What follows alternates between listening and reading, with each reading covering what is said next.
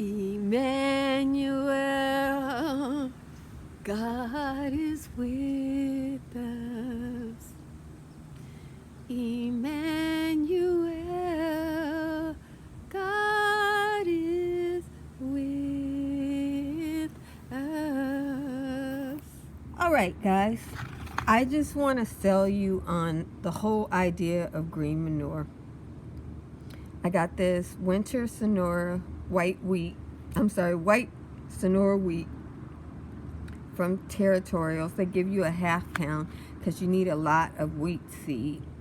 And if you don't have a whole lot of money to buy expensive fertilizers, if you don't have a huge space where you can have a fancy compost bin, if you're not strong enough to be turning and doing all that kind of stuff, if you don't have a lot of rainwater to keep that compost bin from turning into a fire, you can do the old-fashioned method of taking care of fertilizing a garden, and that's using hay, wheat hay. After you harvest your crop, put your wheat on your field and grow your food. So many foods are fertilized very easily with wheat. Strawberries, amongst many. So I'm going to show you how I grow my wheat or grow my grains for green manure. I've been showing you all along, but in this video I'm telling you why I'm doing it.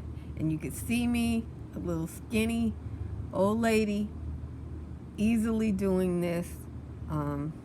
So, you know, you could judge if it's something you could do. And compare it to keeping up a compost pile and turning a compost pile and pouring a whole lot of water on it and all that kind of stuff. And see what I do this year. I cleared a space underneath the lemon tree for some wheat. I grew oats during the summer. They're doing very well.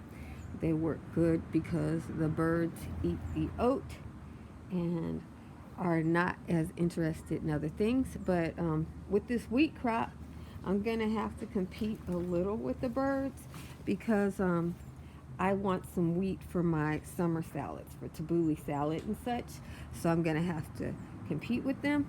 But I highly recommend that you plant wheat if you haven't tried it before, or some other grain food, because it fights with nematodes. It doesn't take a whole lot of fertilizer, and it just adds another level to your garden. And you know, the grasses from edible grains are really nutritious, like wheatgrass and oatgrass and all that. So you got a lot of great harvest there. I'm going to tell you why you should plant grains like wheat and barley and buckwheat and millet in your small cottage garden. I have about 20 by 20 where I plant all my vegetables. And you would think, oh, well, I don't have room for grains. Actually, you have room for grains in your garden as a companion plant to many of your foods. First of all, people who live in rural areas, they go and get straw from the farmers. They get manure from the farmers. You know, they have trucks and cars and different things like that. If you're a city girl and your mode of transportation is a bicycle or your sneakers, that's not something you can do. So if you want straw, just like everything else, you have to grow it. The second, and straw is what you use to put on all your plants. If you had a farm, you would put it around your strawberries. That's how they got their name. You would mulch your food with it. That's how it's integral part of a vegetable garden that farmers had access to, that city people don't. And as a result of not having grains in your garden, you have all these pests. You have all of these diseases in your soil. Grains are the penicillin of the garden. This wheat I'm in Southern California. This wheat, which is white Sonora wheat, will go in and take out the nematodes in my soil. It will take out disease and insects that are around my lemon tree, and they will both be stronger for it. Trees really like to have grasses around them because grasses are the anesthetic of the garden.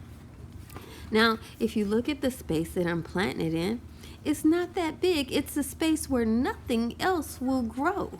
Nothing else will grow there, but grass will grow underneath the shade of a tree. No matter what kind of tree you have, no matter what kind of enzymes trees put out, or any other plant put out, they all like to grow with grass because it is the most beneficial companion plant in the garden. So those are things that you may not have known about grain. The other thing about grain is the leaves of grains are good medicine. This wheat produces wheatgrass before it produces wheat.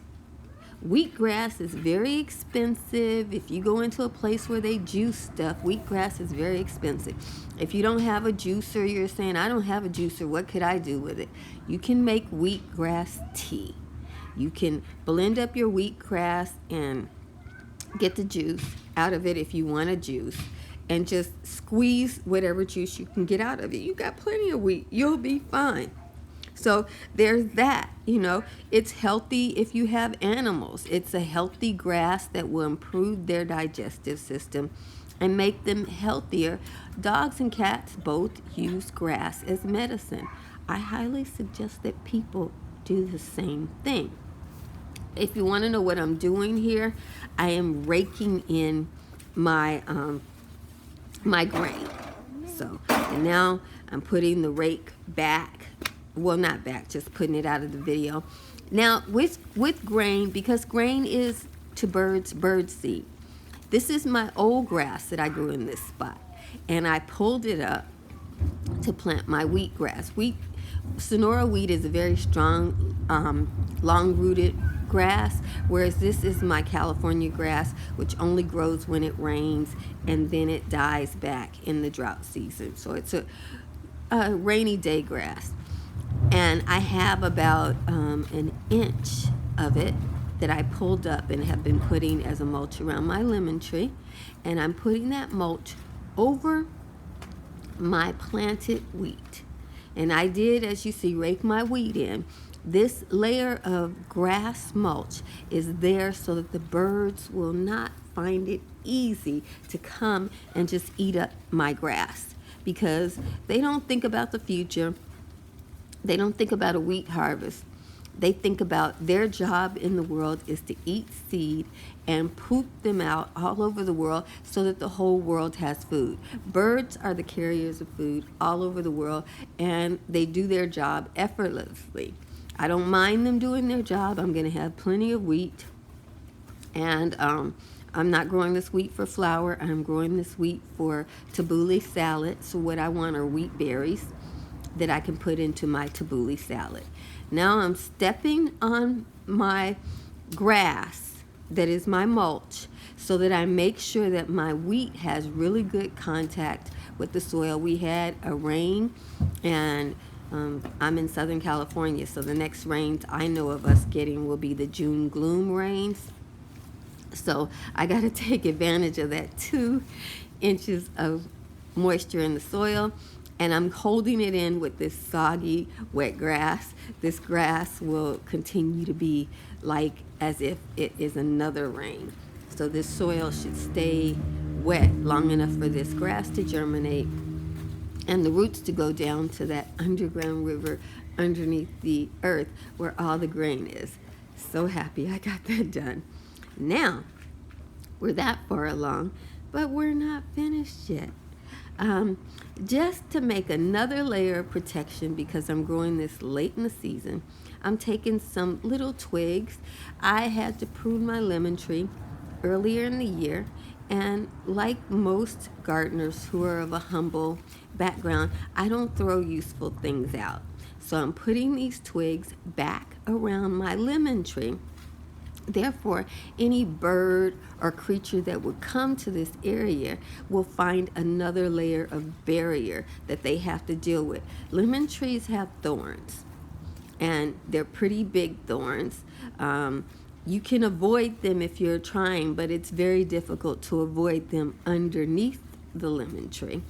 So this is the last step in the planting of my wheat berries.